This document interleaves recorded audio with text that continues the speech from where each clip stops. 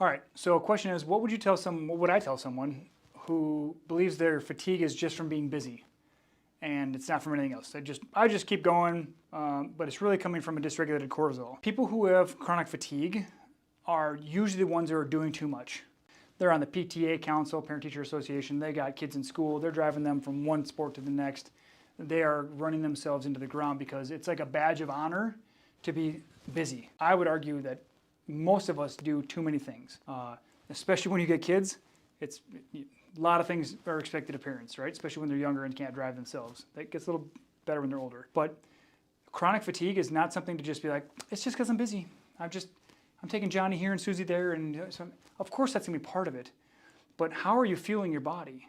Are you just going latte to latte and just trying to get your way through the day that way, and your last one's at 5, and you're like, I'll be fine. The number of times people have said I have a cup of coffee at 9 o'clock at night and sleep like a baby is bananas. And all these things are dysregulating your cortisol, okay? So overdoing things, overextending yourself, over-obligating yourself to things. These are all ways to cause chronic fatigue, which is going to dysregulate your cortisol because your body, it's like, how many times are you going to squeeze that orange to get the juice out, right?